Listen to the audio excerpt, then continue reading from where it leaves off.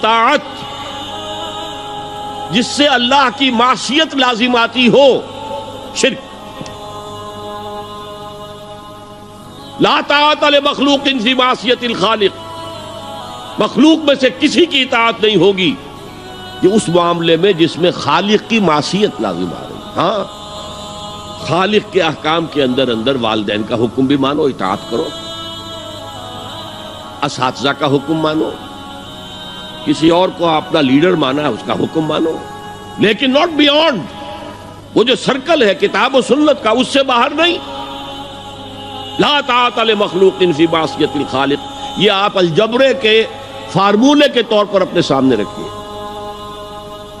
اب اسے اپلائی کیجئے، جیسے فارمولوں کے ذریعے سے پھر بڑے بڑے وہ سم جو ہے وہ حل کیے جاتے تھے سوالات۔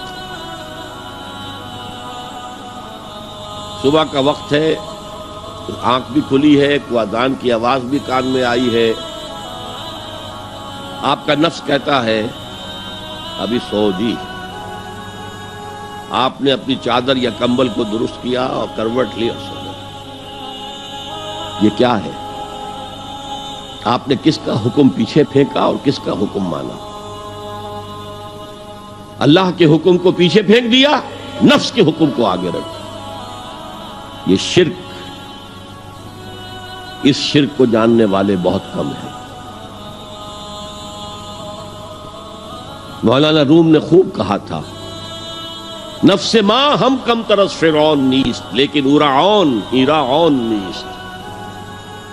میرا نفس بھی فرعون سے کم نہیں ہے۔ فرعون نے کہا تھا نا، الیس لی ملک مصر وہذہ الانہار تجری من تحتی، کیا اس ملک مصر کی حکومت میری نہیں ہے؟ اور سارا جو یہ آب پاشی کا نظام ہے، انہار کا نظام ہے، وہ میرے کنٹرول میں نہیں ہے؟ جس کا چاہوں موگا کھلا رکھوں، جس کا چاہوں بند کر دوں۔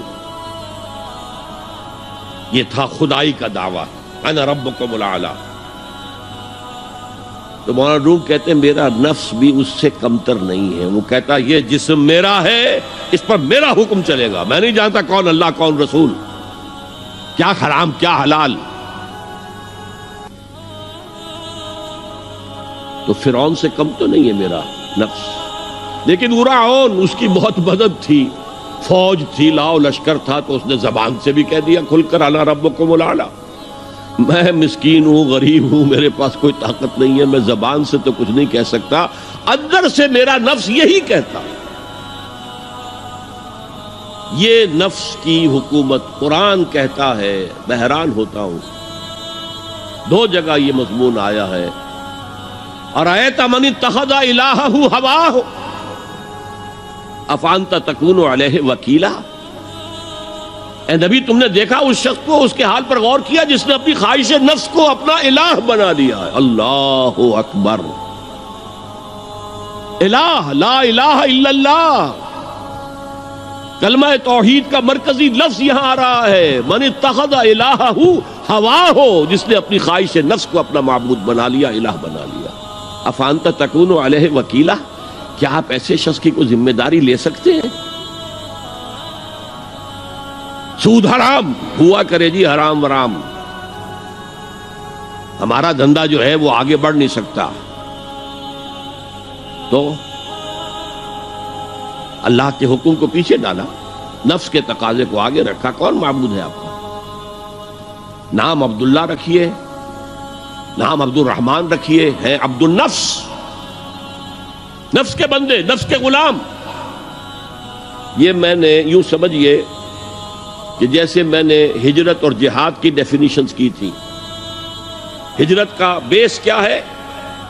پوچھا گیا ایو الہجرت افضل ہو یا رسول اللہ، اے اللہ کے رسول بتائیے سب سے اعلیٰ ہجرت کون سی ہے، افضل؟ فرمایا ان تہجر ما کرہ ربک، ہر اس چیز کو چھوڑ دو جو تمہارے رب کو پسند نہیں۔ آج رات ہی سے آپ ہجرت شروع کر سکتے ہیں۔ جائزہ لیجئے کیا کیا چیزیں میری زندگی میں خلاف شریعت ہے، جو اللہ کو ناپسند ہے، فیصلہ کیجئے کہ آج کے بعد نہیں ہوگی۔